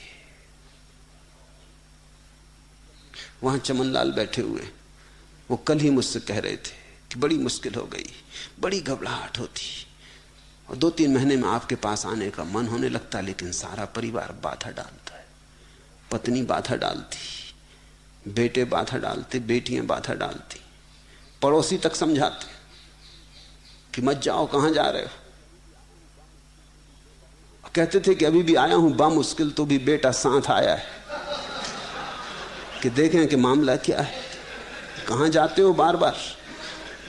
हुलिया खराब कर ली, गिरुए वस्त्र पहन लिए, अब बहुत हो गया, अब घर में बैठो, अब कहीं और आगे ना बढ़ जाना।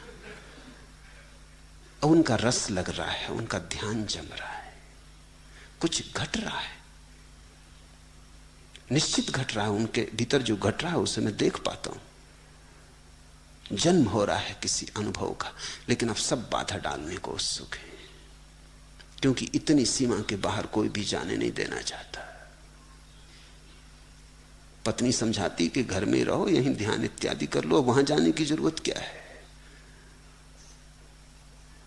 लेकिन जहां से मिलता हो वहां आने की बार बार आकांक्षा पैदा होती, स्वाभाविक है।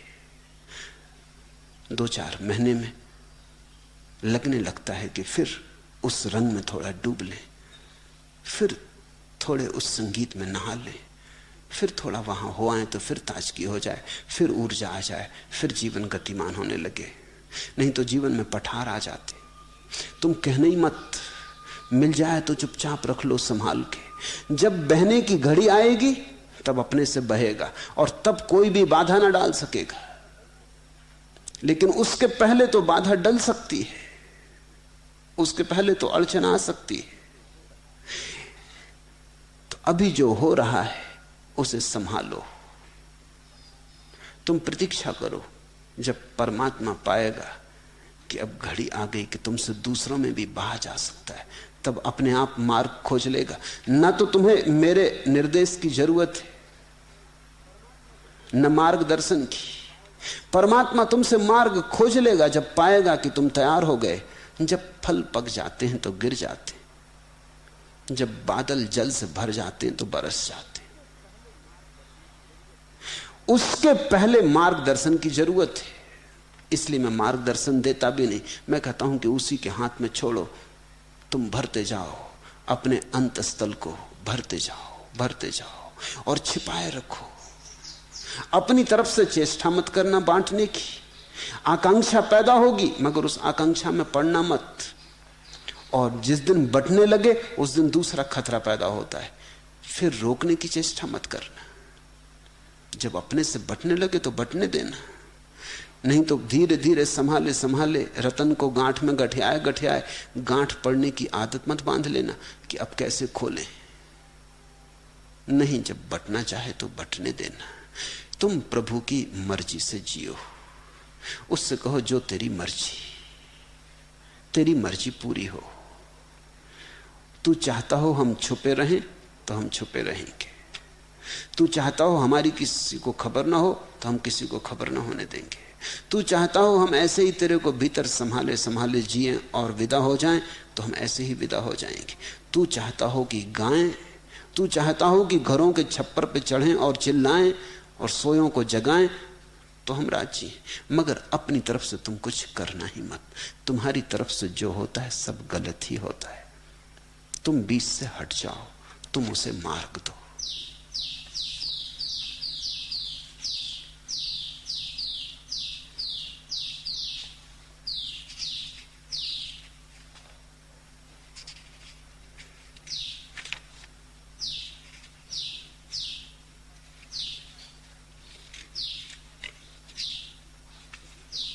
चौथा प्रश्न, आप कभी कहते हैं कि व्यक्ति नहीं समष्टि ही है, एक पत्ता भी उसकी मर्जी के बिना नहीं डोलता, और कभी कहते हैं कि व्यक्ति की स्वतंत्रता इतनी पूरी है कि परमात्मा के लिए वहां जगह कहां। ऐसी ध्रुवीय विपरीतताओं के बीच हम बड़ी उलझन में पड़ जाते हैं।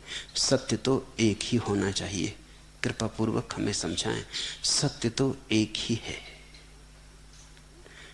लेकिन सत्य के दो पहलू हैं। एक इस किनारे से देखा गया और एक उस किनारे से देखा गया।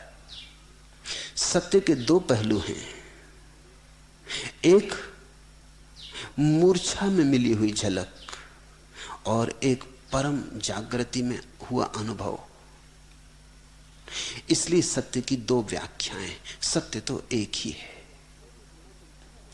एक उस समय की व्याख्या है जैसे मैं तुमसे कह रहा हूं, जो मैं तुमसे कह रहा हूं वो तुम्हारे लिए अभी सत्य नहीं है, और जो मेरा सत्य है अगर तुम अपना सत्य मान लो तो तुम भ्रांति में पड़ जाओगे। मेरा सत्य तुम्हारा सत्य नहीं है, तो मैं तुमसे दोनों बातें कहता हूं। मैं तुमसे पहले तुम्हारा सत्य कहता हूं क्योंकि वहीं से तुम्हें यात्रा करनी, और फिर मैं तुमसे अपना सत्य कहता हूं कि वहां तुम्हें पहुंचना है।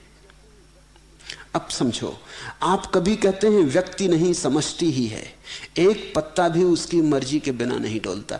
ये मैं कहता हूं तुम्हारे कारण, तुम्हारी जगह से खड़े होकर, तुम्हारे जूतों में खड़े होकर कहता हूं कि उसकी बिना मर्जी के एक पत्ता भी नहीं हिलता।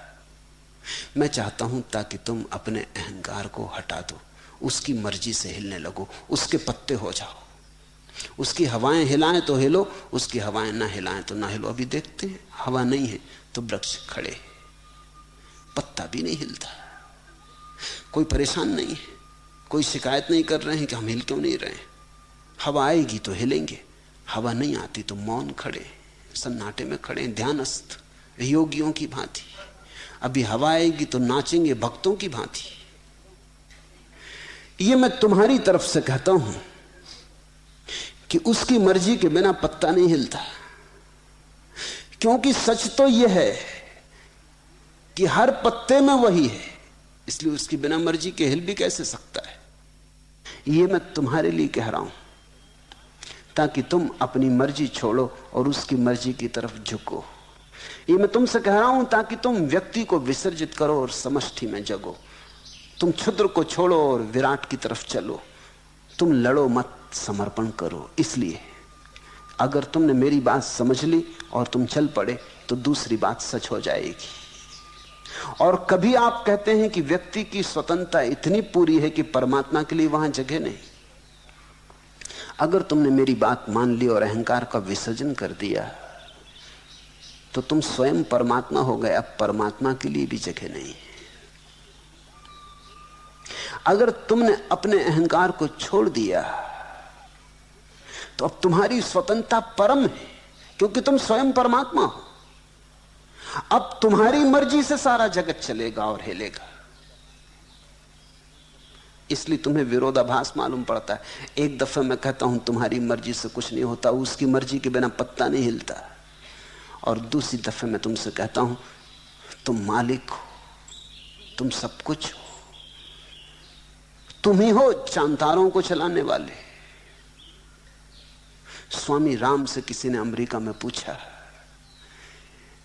कि दुनिया को किसने बनाया? राम ने कहा मैंने। चांतारे कौन चलाता है? उन्होंने कहा मैं चलाता हूं। जो पूछ रहा था उसने कहा कि क्षमा करें, आप जरा बड़ी विक्षिप्त सी बात कह रहे हैं। आप नहीं थे तब कौन चलाता था? राम ने कहा ऐसा कभी हुआ ही नहीं कि मैं न रहा हूं। आप मरेंगे कि नहीं? उस आदमी ने पूछा। राम ने कहा ऐसा कभी हुआ ही नहीं कि मैं मरा हूं या मर सकूं। कठिनाई क्या हो रही? दोनों के बीच दो अलग भाषाओं में बात हो रही। वो आदमी देख रहा है राम का रूप, आकार, ये देह, ये व्यक्ति, और राम बात कर रहे हैं उसकी, जहां ना कोई व्यक्ति है, ना रूप, ना कोई देह। आखिर राम ने कहा कि सुनो जी, तुम समझ नहीं पा रहे, मैं राम के संबंध में नहीं कह रहा हूं। मैं ये नहीं कह रहा हूं कि राम के चलाए चांतारे चलते हैं, कि राम ने बनाई दुनिया, मैंने बनाई। मैं राम के पार हूं। जब मंसूर को सूली लगी और उसने घोषणा कर दी अनल हक की कि मैं ही सत्य हूं, तो मुसलमान न समझ पाए, क्योंकि उन्होंने समझा यह आदमी खुदा होने का दावा कर रहा है। मुसलमानों ने तो पहली ही बात पकड़ रखी कि उसकी मर्जी के बिना पत्ता नहीं हिलता। वो दूसरा वक्तव्य ख्याल में नहीं है। जब पहली बात पूरी हो जाती तो दूसरी भी घटती है। जब तुम अपने को बिल्कुल खो देते हो तो वही बचता है। तो जब मंसूर ने कहा अनल हक, मैं सत्य हूं, मैं ब्रह्म हूं, तो वो क्या कह रहे हैं? वो ये कह रहे हैं कि मंसूर तो अब बचा नहीं, अब ब्रह्म ही बचा। अगर मंसूर ने ये बात भारत में कही होती तो कोई सूली न चढ़ाता। हमने पूजा की होती सदियों तक, उनके पैरों पर फूल चढ़ाए होते। हम कहते ये तो उपनिषद का सार है, अहम ब्रह्मास्मि, मैं ब्रह्म हूं।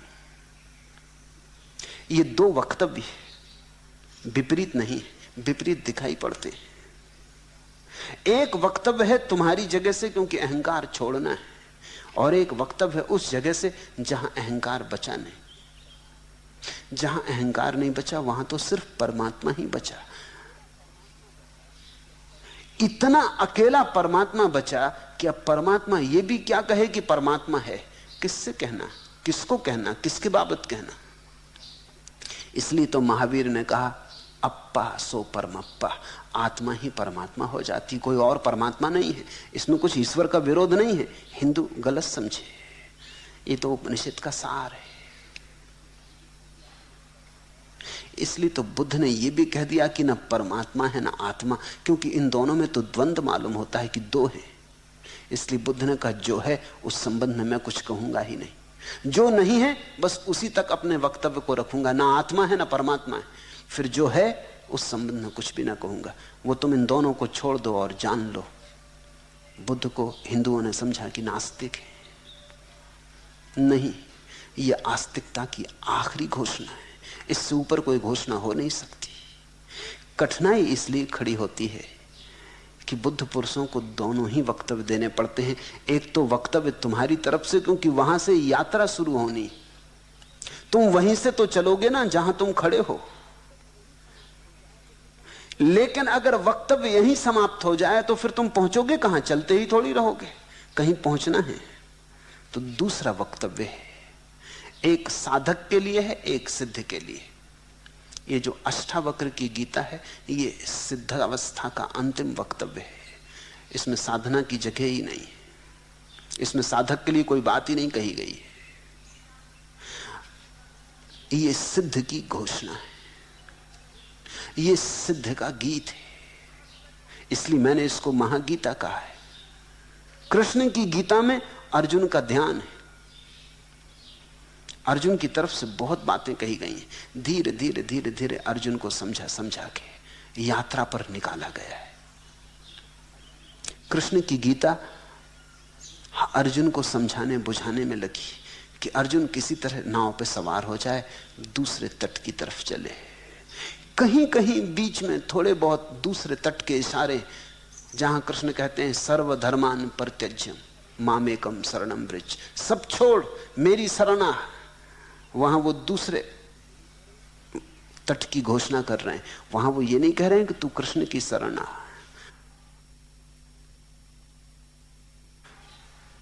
वहां वो कह रहे हैं वो जो आत्यंतिक रूप है मैं का, मामेकम, वो जो मैं एक, उस मैं एक में तू भी सम्मिलित है, उसके तू बाहर नहीं है। माम एकम, उस मैं में सभी सम्मिलित हैं, क्योंकि वो एक ही मैं है।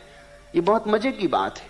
तुम्हारा नाम राम, किसी का नाम विष्णु, किसी का नाम रहीम, किसी का नाम रहमान, लेकिन तुमने देखा सब आदमी भीतर अपने को सिर्फ मैं कहते। सब, रहीम भी कहता है मैं, राम भी कहता है मैं, विष्णु भी कहता है मैं, रहमान भी कहता है मैं मालूम होता है सबके भीतर का सार्वभौम सत्य है। जब कृष्ण कहते हैं माम एकम शरणम व्रज, तो वो ये कहते हैं कि इस मैं, इस एक मैं, यही तो ब्रह्म है, यही तो परम सत्य है। इस एक की शरण आ जा और सब छोड़। ये दूसरे तट की घोषणा है। लेकिन कहीं कहीं घोषणाएं, जनक और अष्टावक्र के बीच जो महागीता घटी उसमें साधक की बात ही नहीं है, उसमें सिद्ध की ही घोषणा है, उसमें दूसरे तट की ही घोषणा है। वो आत्यंतिक महागीत है, वो सिद्ध पुरुष का गीत है जो पहुंच गया, जो अपनी मस्ती में उस जगत का गान गा रहा, स्तुति कर रहा। इसीलिए तो जनक कह सके अहो अहम नमो मह्यम। अरे आश्चर्य, मेरा मन होता है मुझको ही नमस्कार कर लूं। अब इससे ज्यादा उपद्रव की बात सुनी कभी? मुझको ही नमस्कार कर लूं, अपनी ही पूजा कर लूं, अपनी ही अर्चना कर लूं, नैवेद्य चढ़ा दूं। ये दूसरे तट की घोषणा है। जब भी मैं तुमसे कुछ कह रहा हूं तो दोनों बातें ध्यान में हैं। तुम्हारा अर्जुन होना मैं भूलता नहीं, क्योंकि वो भूल जाऊं तो तुम्हें कोई लाभ ना होगा। इसलिए अष्टावक्र की महागीता से कोई बहुत लाभ नहीं हुआ, क्योंकि ये सिद्ध पुरुष की वाणी है। ये तो जब सिद्ध कोई होगा तो समझेगा, लेकिन सिद्ध होगा कोई तब समझेगा ना। इसमें साधक की यात्रा नहीं है, ये तो मंजिल की बात है, इसमें साधन की कोई बात ही नहीं है। कृष्ण की गीता से ज्यादा लाभ हुआ, क्योंकि उसमें साधक की बात है।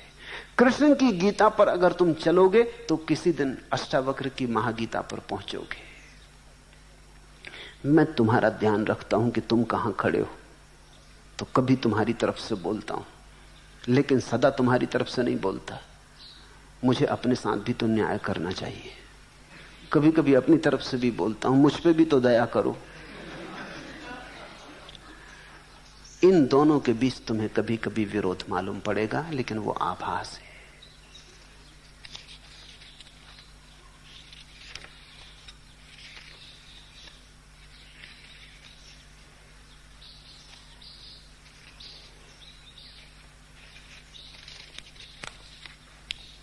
आखिरी प्रश्न।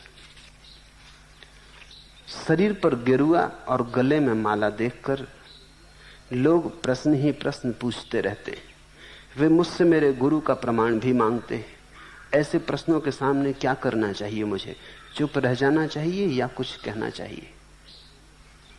कोई नियम बनाने की जरूरत नहीं, परिस्थिति पर निर्भर करेगा। अगर पूछने वाला कुतूहलवश पूछ रहा हो तो चुप रह जाना चाहिए। अगर जिज्ञासावश पूछ रहा हो तो कुछ कहना चाहिए। अगर मुमुक्षावश पूछ रहा हो तो सब जो जानते हो उंडेल देना चाहिए। परिस्थिति पर निर्भर करेगा। इसलिए मैं तुम्हें कोई ऐसा सीधा आदेश नहीं दे सकता कि बोलो या चुप रहो। मैं तो तुम्हें सिर्फ निर्देश इतना दे सकता हूं कि पूछने वाले की आंख में जरा देखना। अगर तुम्हें लगे मात्र कुतूहल है, बचकाना कुतूहल है, तो चुप रह जाना। तुम्हारे चुप रहने से लाभ होगा, क्योंकि कुतूहल तो खाद जैसा है, खुजलाने से समाप्त थोड़ी होता, और चमड़ी छिल जाती और घाव हो जाता। तुम चुप ही रह जाना। लेकिन कोई अगर जिज्ञासा से पूछे, ऐसा लगे कि निष्ठावान है, साधक है, पूछता है इसलिए कि शायद मार्ग की तलाश कर रहा है, तो जरूर कहना। और अगर लगे मुमुक्षु है, ऐसे ही जिज्ञासा बौद्धिक नहीं है, प्राणपण से खोजने में लगा है, जीवन को दांव पे लगा देने की तैयारी है, तो अपने हृदय को पूरा खोल के रख देना। मैं तुमसे इतना ही कह सकता हूं कि कोई सूत्र पकड़ के चलने की जीवन में जरूरत नहीं है, क्योंकि परिस्थिति रोज बदल जाती। अगर जड़ सूत्र को पकड़ लिया तो बहुत अड़चनें खड़ी होती हैं, कुछ का कुछ होता रहता है। ज़ैन फकीरों की पुरानी कहानी है। 2 मंदिर थे एक गांव में, दोनों मंदिरों में पुराना झगड़ा था। झगड़ा इतना था कि मंदिर के पुजारी एक दूसरे से बोलते भी नहीं थे। दोनों पुजारियों के पास 2 छोटे बच्चे थे जो उनके लिए सब्जी खरीद लाते और कुछ सेवा टहल कर देते। उन पुजारियों ने कहा उन बच्चों से कि तुम भी आपस में बोलना मत, रास्ते में कहीं मिल जाओ। बच्चे बच्चे हैं, उनको बता दिया कि हमारी झगड़ा बहुत पुराना है, हजारों साल से चल रहा है, उस मंदिर को हम नरक मानते हैं, उस मंदिर के बच्चे से बोलना मत, बातचीत मत करना। लेकिन बच्चे तो आखिर बच्चे, रोकने से और उनकी जिज्ञासा बढ़ी। पहले मंदिर का बच्चा एक दिन खड़ा हो गया बाजार में।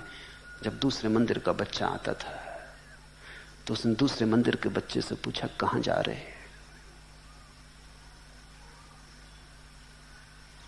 तो उस बच्चे ने कहा,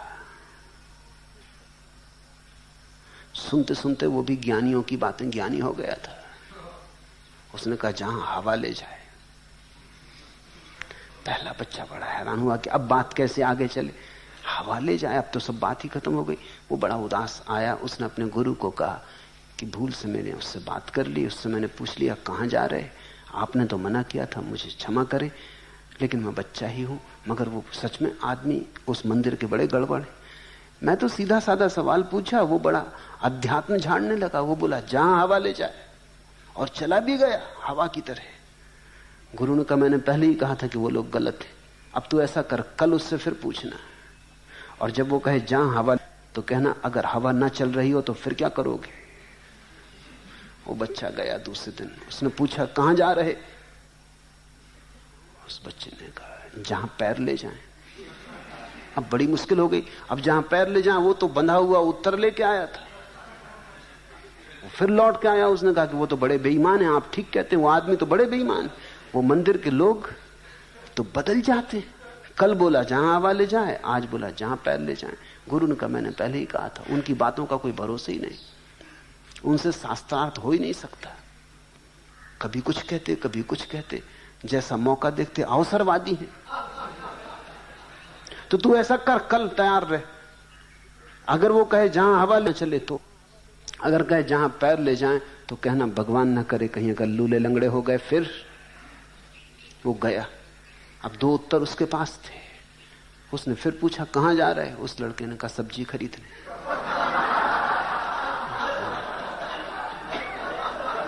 मैं तुम्हें उत्तर नहीं देता,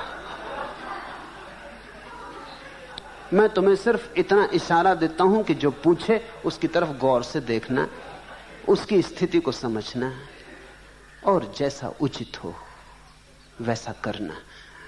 जीवन को कभी भी बंधे हुए नियमों में चलाने की जरूरत नहीं, उसी से तो आदमी धीरे धीरे मुर्दा हो जाता है। जीवन को जगाया हुआ रखो, बोझ से नहीं, जागरूकता से जियो, बंधी हुई धारणाओं से नहीं। मर्यादा बस एक ही रहे कि बिना होश के कुछ मत करो, और सब मर्यादाएं